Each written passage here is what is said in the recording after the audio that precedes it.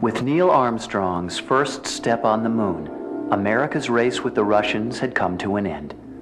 That's one small step for man, one giant leap for mankind. Riding on the coattails of the successful Apollo 11 and 12 moon missions, America planned to launch its third manned mission to the lunar surface by April 1970. Unforeseen problems occurred that created a life and death situation where the spacecraft and crew were all but lost.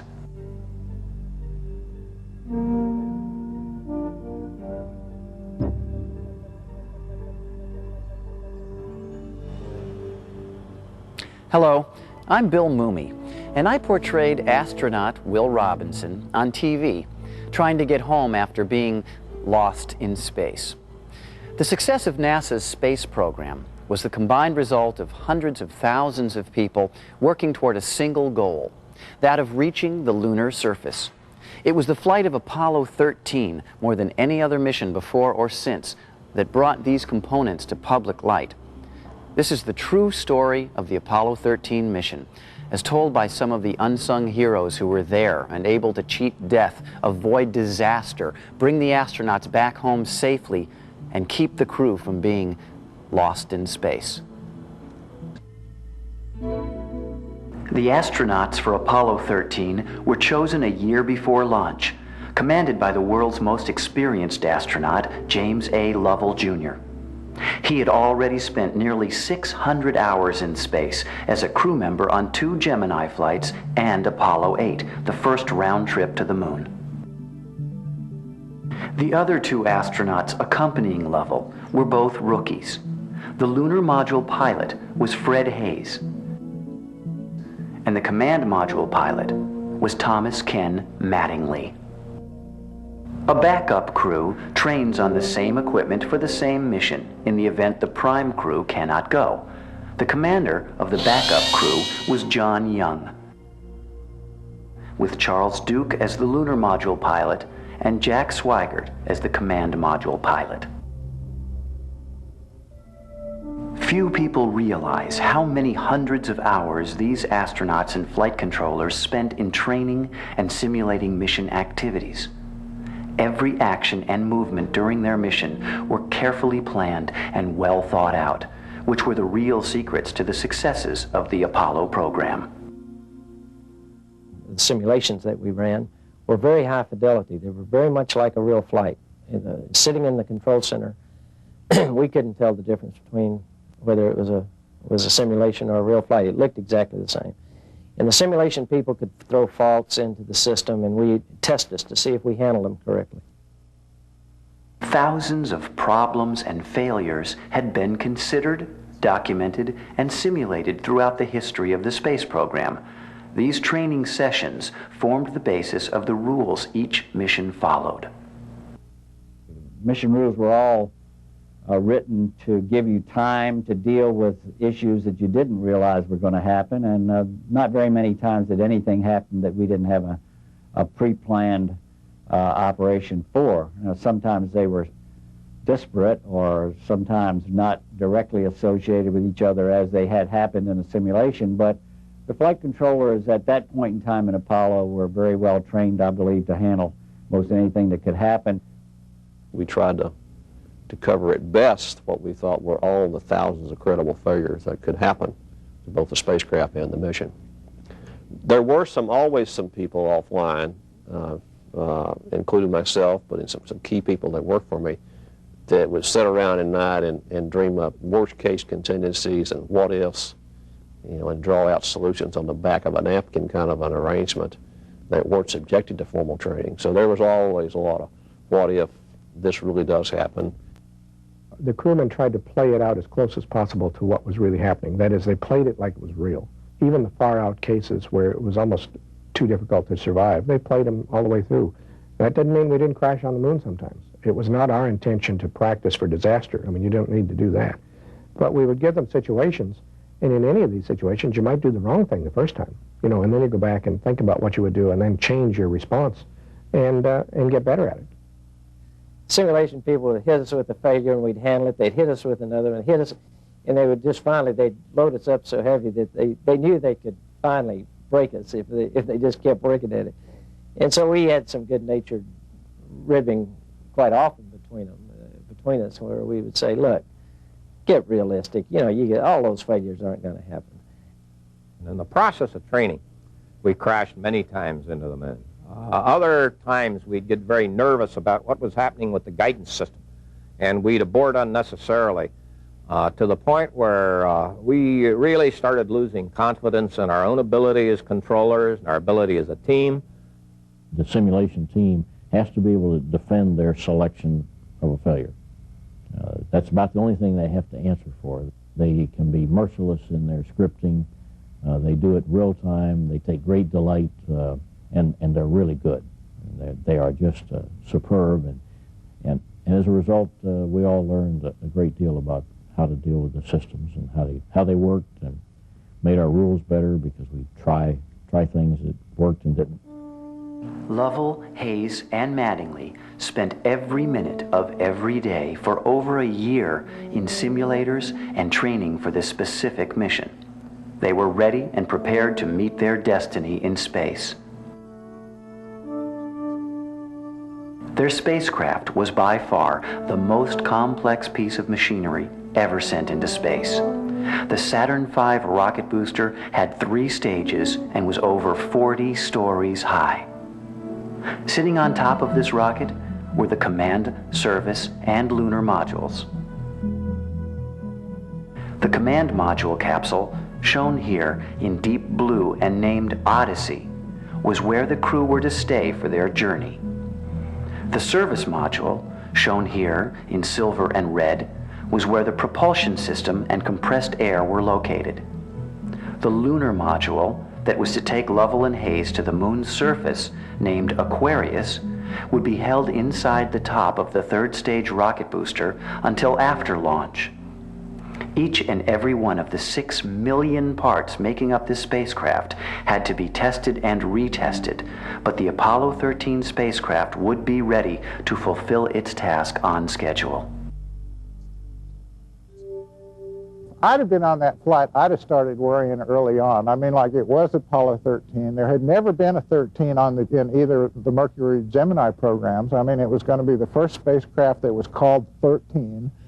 And I can tell you, in the Army, in the military, I mean, like, there's a superstition about numbers in 13. And Marilyn Lovell says that she was superstitious about it. You know, I mean, she didn't like the idea of it being called 13, but Jim Lovell, of course, had no problem with it. I mean, like, he wanted to go. You know, I mean, he could have cared less what you called it.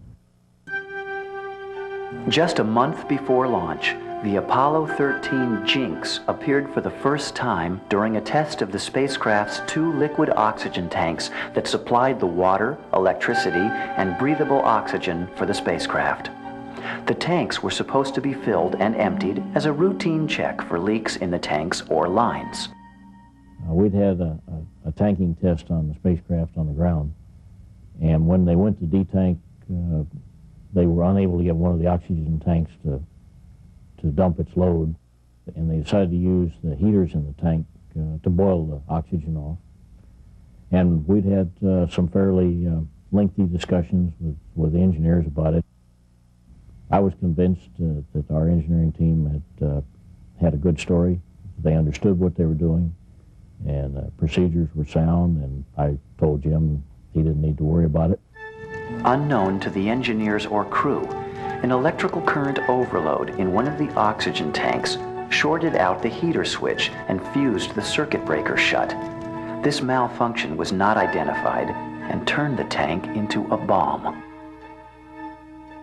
Only a week before launch, the Apollo 13 Jinx appeared again and threw the entire mission into a turmoil. The problem initially was I was so disappointed that I'd called all that. I had the measles, you know, a week before the liftoff, and exposed the whole crew to it. And Ken hadn't had the measles, and so it was a big mess just because I had the 3-day measles. Sending Mattingly to the moon with the possibility he might come down with the measles was simply unthinkable for NASA. Their only choices were to either scrub the mission entirely, an equally unthinkable prospect, or to replace Mattingly with his backup counterpart, Jack Swigert. Mixing and matching crews after several months of training together was never done before, but was the only option left open to NASA. So only 2 days before the flight, Mattingly was removed and replaced by Swigert. This was the only time in the history of the space program that one prime crew member was replaced with a backup after they had begun their training.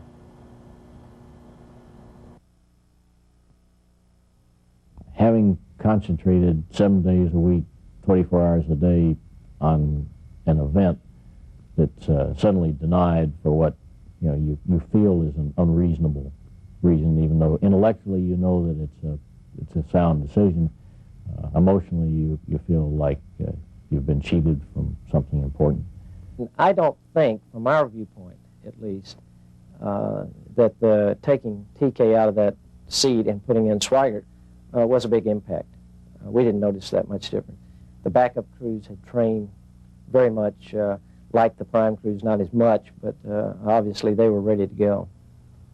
Well, it was a testimony to our training that they could change out a person in that crew 2 days before launch and still the crew could function. The Apollo 11 and 12 moon missions were so successful that the Apollo missions began to take on a routine nature, creating a sense of complacency in the public and media. When launch day came for Apollo 13 on April 11, 1970, the launch itself was met with distinct public apathy and media indifference. I think something like 7 million people showed up to watch the Apollo 11 blast off. Apollo 12, a few months later, I think there were 2 million people showed up, stood on the beach, watched the blast off. By the time you got to Apollo 13, it was down to about 200,000. And the networks didn't even cover the telecasts.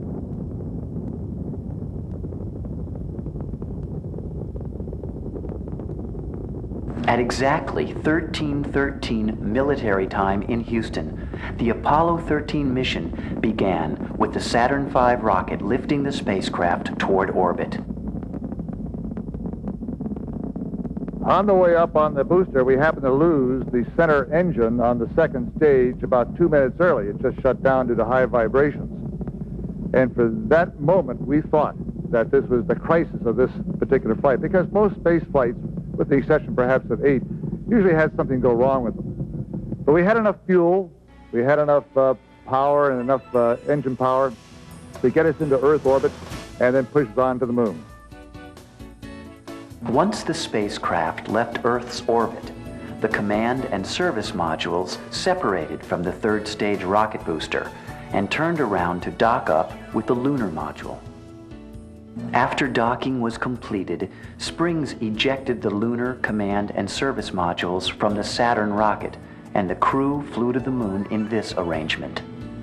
In Apollo 13, as in all flights that I've ever had anything to do with, you always seem to have some malfunctions that take place. And in Apollo 13, there were several, but I don't think they were earth-shaking or unexpected from the standpoint of problems.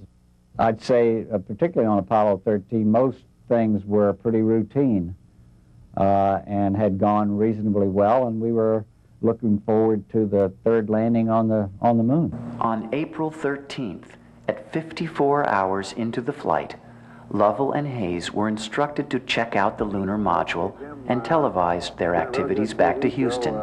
However, none of the networks even bothered to broadcast it.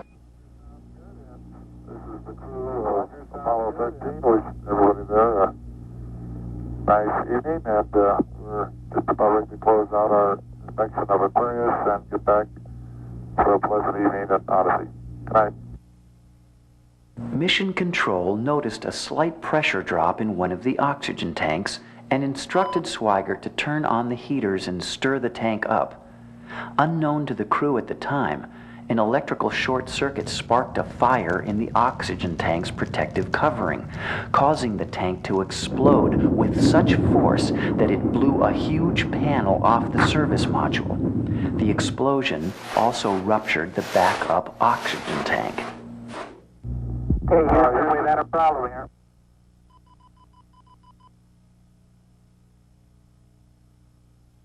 Say again, please. Houston, we've had a problem. And I heard a hissed bang. The spacecraft rocked back and forth. The jet started a fire to stabilize the spacecraft. I looked up at Fred, and Fred looked down at me, and I knew that Fred didn't know what caused this bang. Then I looked over at our third companion, Jack Swikert. He was over there in the left seat, and his eyes were as wide as saucers. Our life support console and its operator noticed that we were beginning to see the pressure decrease in the oxygen in the service module. And for a time period, we went through the normal steps to try to figure out what that situation might be. Was it some problem with instrumentation, even though the crew had definitely heard something occur? And more importantly, is it something where the procedures we had could isolate that problem? And we started seeing so many signatures. There were all kinds of strange electrical signatures, things in the fuel cells, things all over where didn't match any of the kinds of symptoms that we had been trained to look for. And we felt that we really had run into another one of these bizarre instrumentation failures. I was looking at the instruments that told me the condition of two huge liquid oxygen tanks that we had way back in the service module. On the quantity gauge of one, it read 0. And on the quantity gauge of the other, I could see the needle slowly go down. Okay, Houston, I'm showing, I tried to reset, and fuel cell 1 and 3 are both showing gray flags, but they're both showing zip underflows. Arnie Aldridge called me, and the question and the dialogue went kind of like this between Arnie and I. He says, John, there's been some kind of an anomaly here, and the guys in the mission control team are chasing it because it seems to be a bunch of unrelated things. It must be some kind of problem with the data relay of all the measurements from the spacecraft.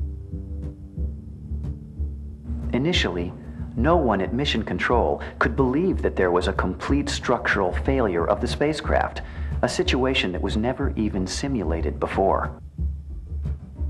So I asked him, I said, Arnie, read me some parameters. So I asked him to call up some econ displays, and he read me some parameters. And I said, well, read me some more. And I said, no, that's not an instrumentation failure. Read me some more. And I remember summarizing to him at the end of that conversation, Arnie, I don't know what problem you're chasing out there, but it's a real problem. It's not an instrumentation problem. That problem is real. You have a real problem. I'll be right there. I went past Jack, looked out the side window, and I could see escaping at a high rate of speed a gaseous substance from the rear end of my spacecraft. And very shortly, we'd be completely out of oxygen. And we'd be completely out of electrical power. And when that occurred, because we gimbaled our maneuvering engine by means of electricity, we would lose our propulsion system.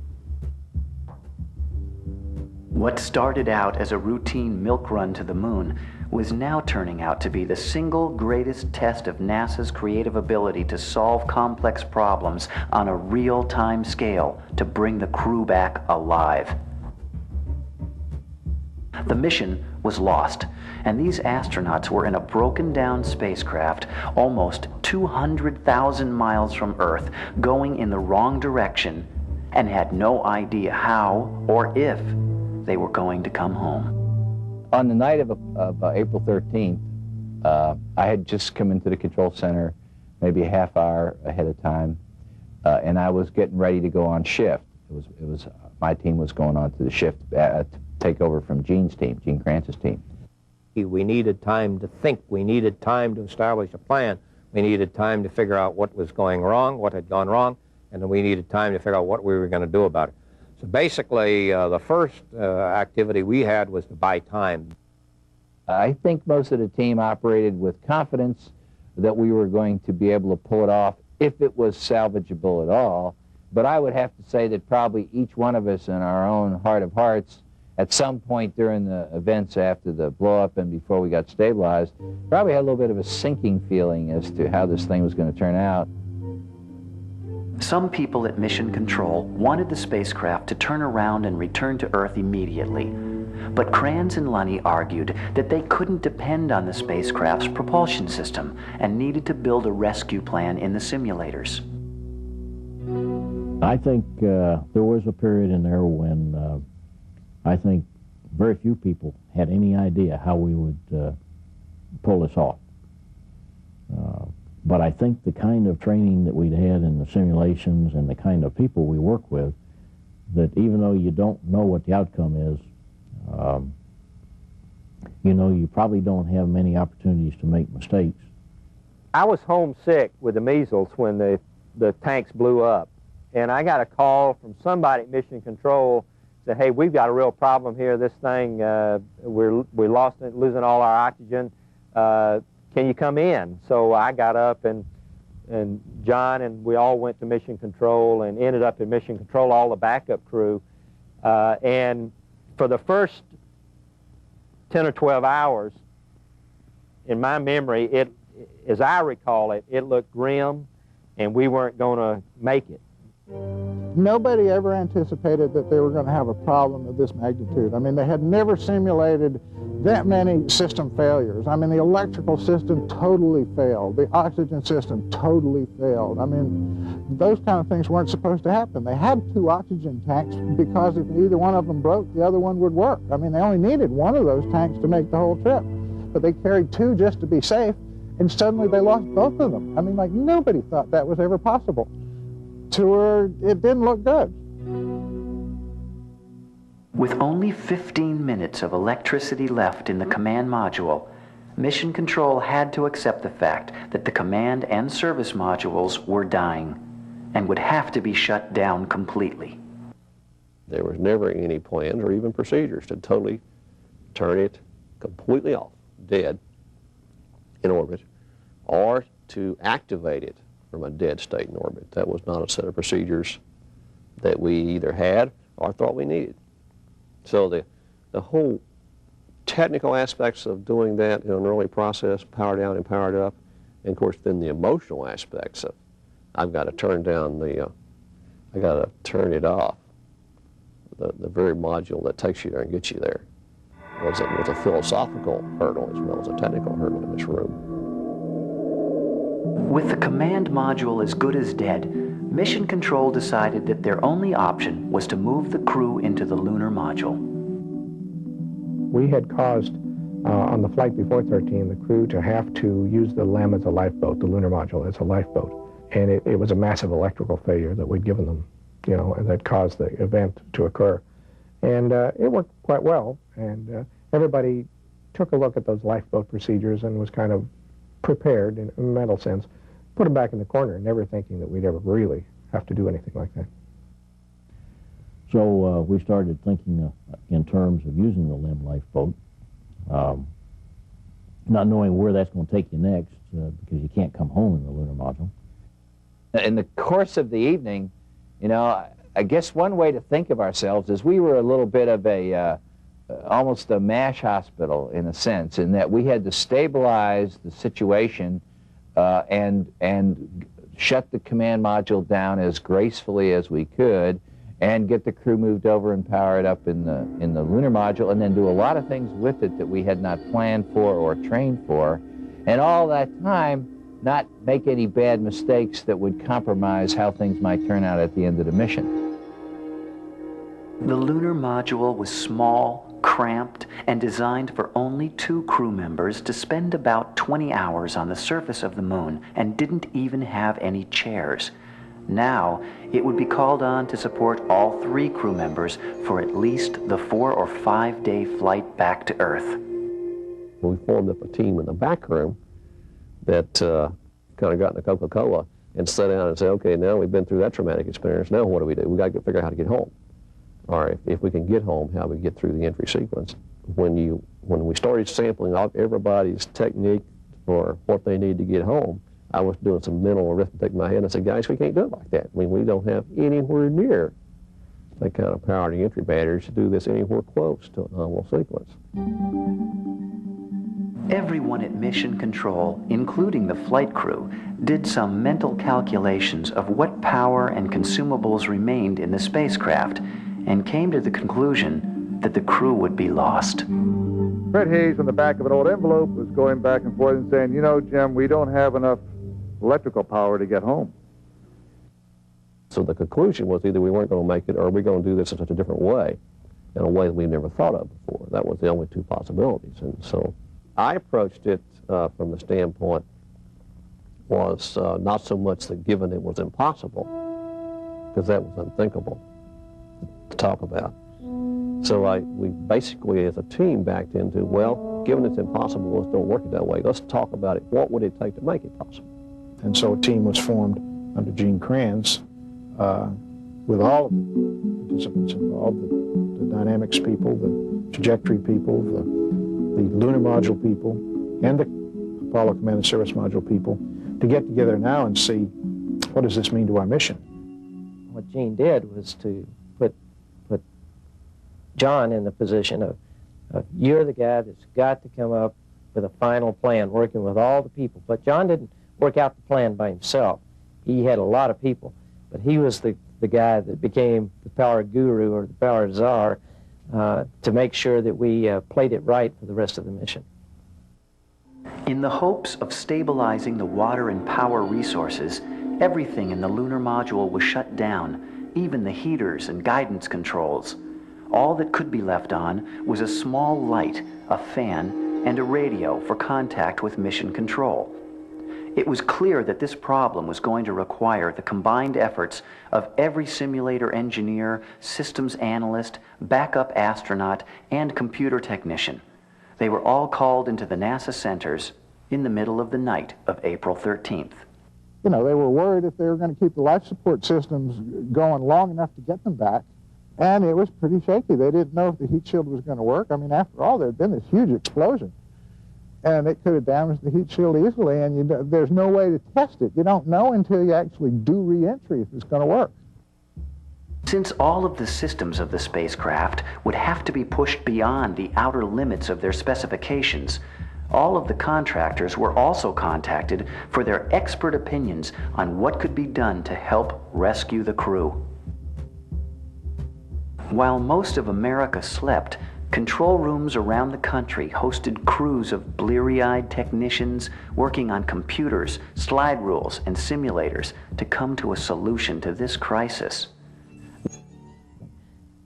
People in Bethpage in New York that built the lunar module swung into action. Many of the people that supported them by building components that went into that, other contractors, swung into action. Hamilton Standard, the suit manufacturer and some of the ECS controls, all of that swung into action. On the command module side, built by Rockwell in California, the same thing happened. They swung in action. They had test facilities. They had simulation capabilities that were unique, test chambers and so forth. All of that got turned on. It was a team effort clear across the country. The first immediate challenge facing Mission Control was to change the trajectory of the spacecraft using the lunar module engines. In the case of Apollo 13, because of the landing site and the lighting conditions that were desired, we actually diverted from the free return trajectory, that is, free return to the Earth after swinging around the moon, and we were on a trajectory which, had we not done any more burns, would never have returned anywhere near the vicinity of the Earth. And we knew that we had to perform some kind of a propulsion maneuver with one of the rocket systems in order to correct the trajectory and get ourselves swinging around the moon, but then coming back towards the Earth approximately in an entry corridor. After this burn put the spacecraft on the correct flight path, debates immediately began to rage in Mission Control. The directors and management split into two separate factions on just how quickly to bring the crew home.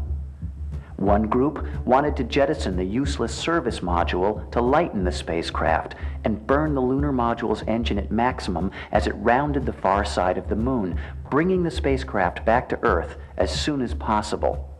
The other group argued if the service module was jettisoned, the command module's heat shield would be exposed to at least 4 days of the ultimate cold of space. They pushed to leave the service module attached and take a more conservative but longer return to Earth. We had managers who listened to the technical inputs of the members of the team and myself and Lonnie and a couple of the other flight directors. Said, hey, the way to do it is to take the long road home because we have the confidence we can stretch the limb.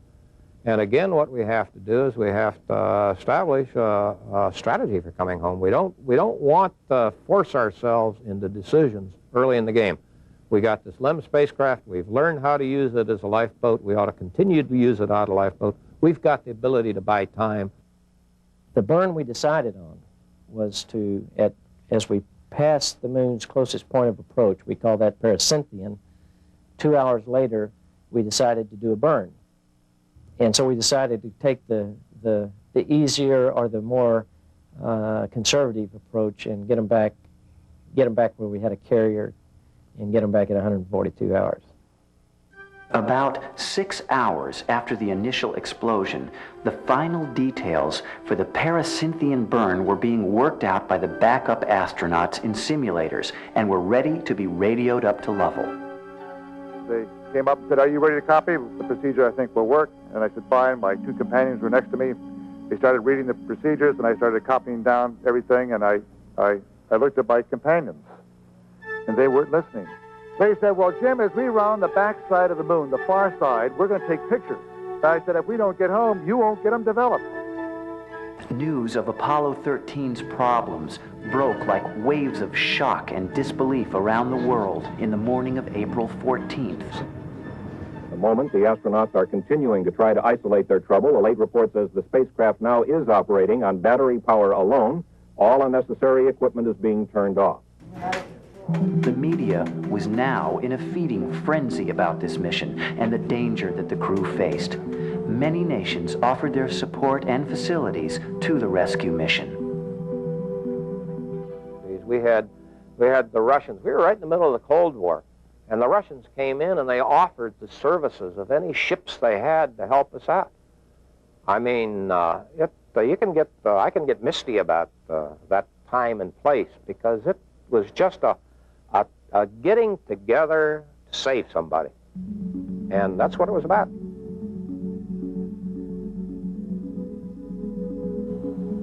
The crew now faced another crisis. Their exhaled breath was creating a buildup of carbon dioxide. A chemical in canisters normally filtered out the carbon dioxide, but the system in the lunar module was becoming dangerously overburdened. The command module had several large square canisters, but the lunar module had only 2 small round ones. When the command module was shut down, its circulation system also shut down. The 3 astronauts would be dead of carbon dioxide poisoning at least a day before they could return to Earth without something being done to filter out the carbon dioxide in the capsule. When they came up with, we're running out of, CO2 is building up, and what are we going to do?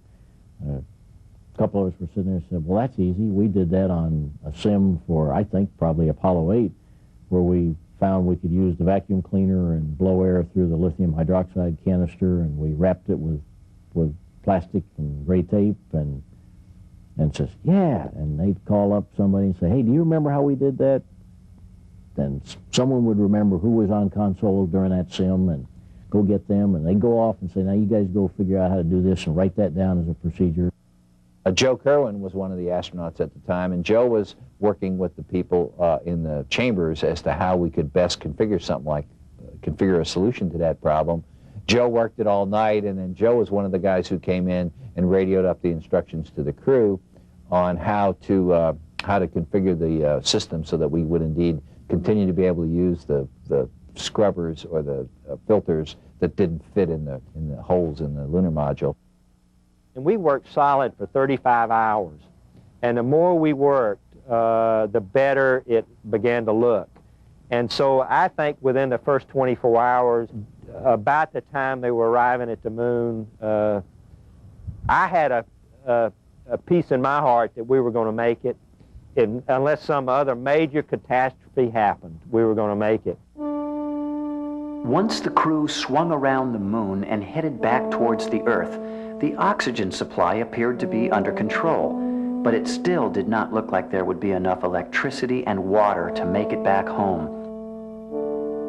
Astronauts and simulator engineers were working non-stop on procedures required for the crew's safe return.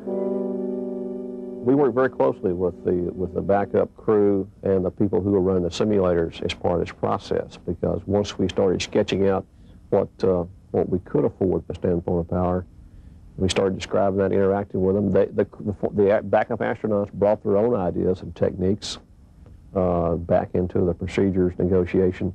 We only had so much lifetime in the batteries, so we started turning things off, powering down the lunar module even, to lengthen the time of the batteries would last, so that the crew could last until they got back home. And that became very difficult, because what we weren't sure of is just how cold it would get in the lunar module as we kept shutting things down. So again, it triggered another set of analyses. You know, people weren't just in the simulator playing these situations about what switches, what else can we turn off, how can we save a few watts here and there. But other people were back at the desks just analyzing reams of data about the real spacecraft. How much was this lamp worth? You know, how many watts did it burn? While the ground crews were working on the re-entry procedures, things got to be so cold in the lunar module that it was now a matter of survival just to be able to exist there for the trip back home. The place was like the inside of a refrigerator. And for them to sustain that for as many days as they did, I think was a real test of their physical stamina.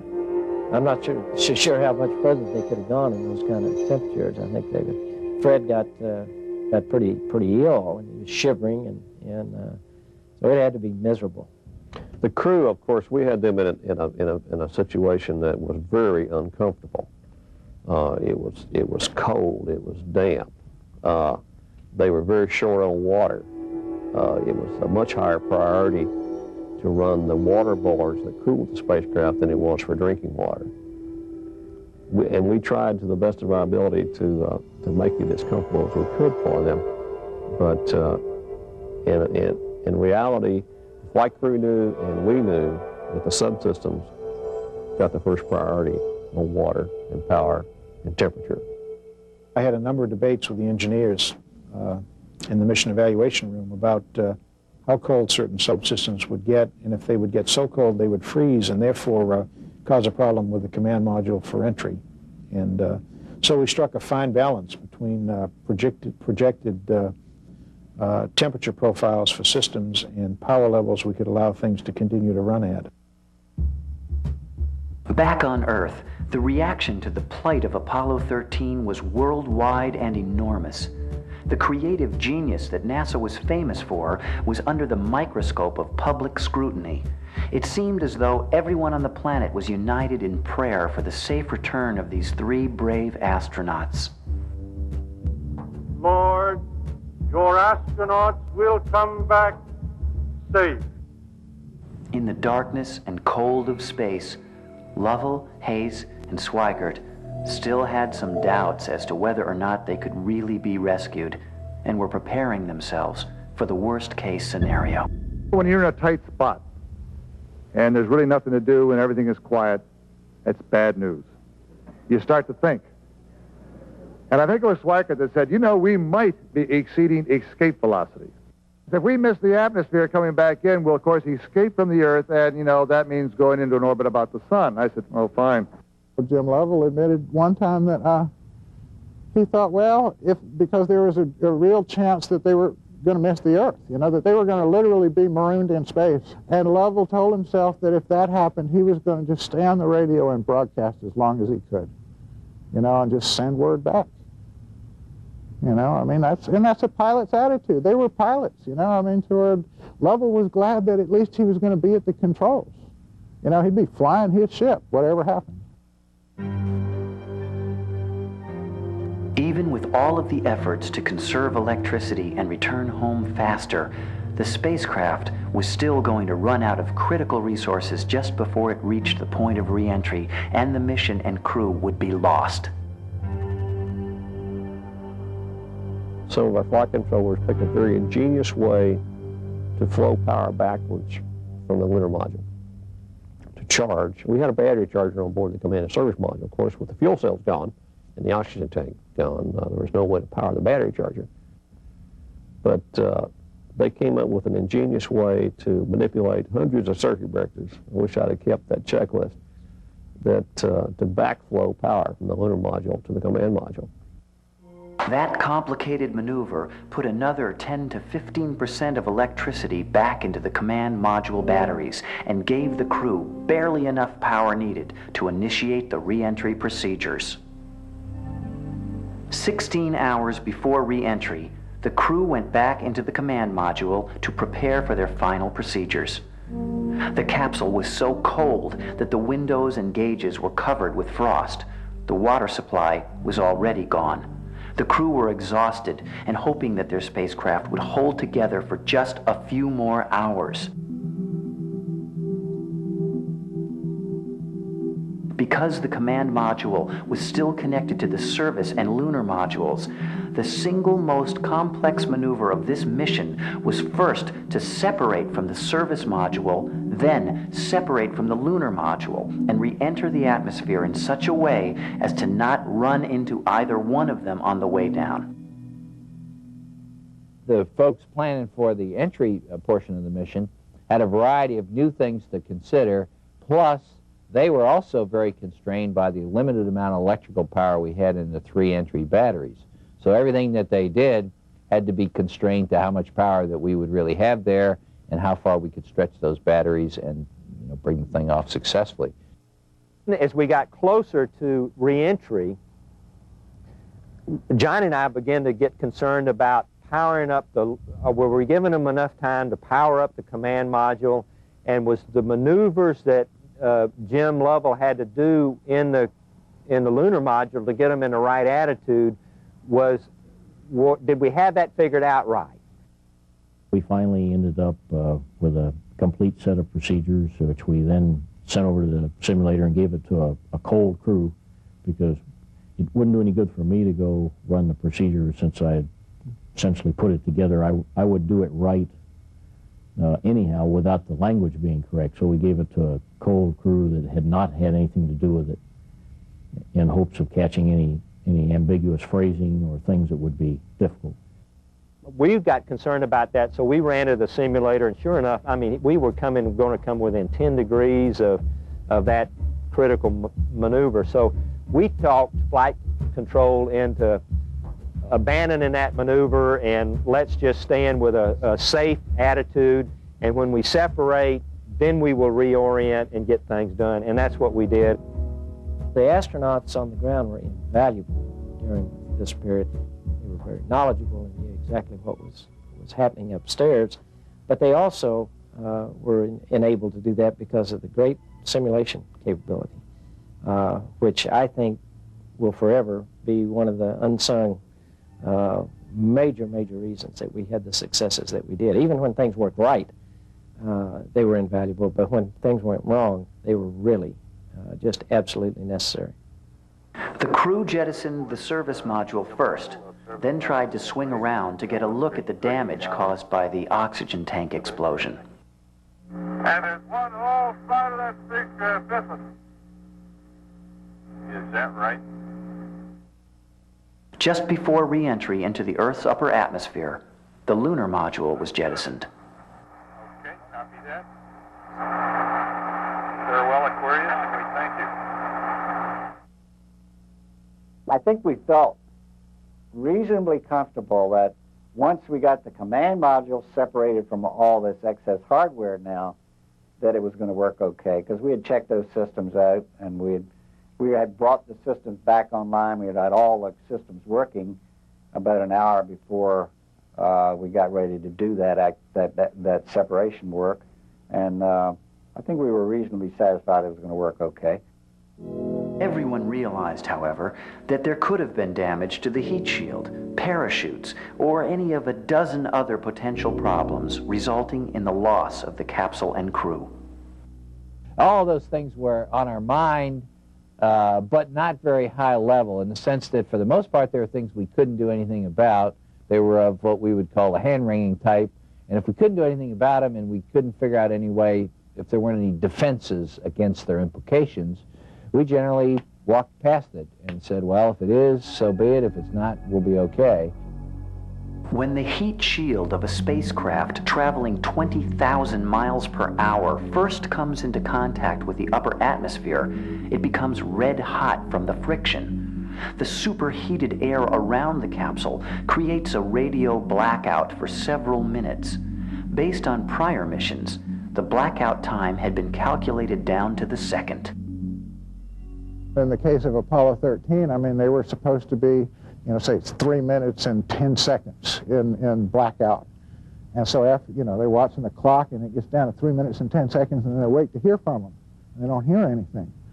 I mean, oh God, did the parachutes work? Because, they'd been frozen out there in outer space all this time. Maybe the parachutes didn't work. Maybe the heat shield didn't work. All these things that maybe didn't work. And it's 3 minutes and 30 seconds, and 3 minutes and 40 seconds. And I think it went past 4 minutes. You could have heard a pin drop in that control center. I mean, it was just quiet as it could be. Only the Capcom every once in a while calling, Apollo 13, this is Houston. Apollo 13, this is Houston, do you read? Finally, about like 4.5 minutes of total blackout. I think it was Jack. It may have been Jim, but it may have been Jack Swigert. Hello, Houston, this is 13, how do you read? Okay, and we read you, Jack. almost casually. We had a report that Orion 4 aircraft has acquisition signal. The re-entry was clearly the most widely watched worldwide event in the history of television, and everyone certainly expressed a simultaneous sigh of relief, then cheer, as they saw the parachutes come out and drop the capsule into the ocean. We opened the doors to this room, and the hundreds of people would come into the room, all of whom had one little piece of this mission, but without whom we couldn't have done this mission. There was just a feeling of togetherness, bond, unity, accomplishment. It was just the most marvelous feelings in my entire life existed in this room. Perhaps the most important aspects of this particular mission were the overall implications of this rescue. I think it's a real tribute to the way NASA does business that not one thing that we did had to be invented from scratch. I'm convinced that virtually everything that we did had been done in a simulation somewhere, sometime prior to that mission. The only thing we did was to package them in a different order. I think the great thing about Apollo 13 is that it really shows that it's not all about technology. I mean, like, even when all the gadgets fail, these people can still pull it out. I mean, or they did in that case. I mean, it just shows what the level of ingenuity is, I mean, just the determination of the people involved, the commitment to make it work, to rescue their friends, fundamentally. I mean, these are all their friends that are out there, lost in space, and they were going to get them back. They were determined to get them back. They weren't going to accept no for an answer, and they pulled it off. We went into space as a country in response to a major challenge. We went there to learn about space. We went there to learn about ourselves. We went there to explore. We went there to be able to go out beyond that even. In that context, I would view that in terms of opening up space, in terms of being confident in our ability to do things, Apollo 13 was really a tremendous success. None of the 3 crew members of Apollo 13 went into space again. Jim Lovell had already promised his wife that this was to have been his last mission. Jack Swigert went into politics and was elected as a congressman, but died of cancer before taking office. Fred Haise went on to do development work on the space shuttle, but retired before its first flight. T.K. Mattingly, who was replaced for this mission, eventually did go to the moon on Apollo 16, along with John Young and Charles Duke. Mattingly was also the commander of 2 space shuttle missions, becoming a veteran astronaut himself.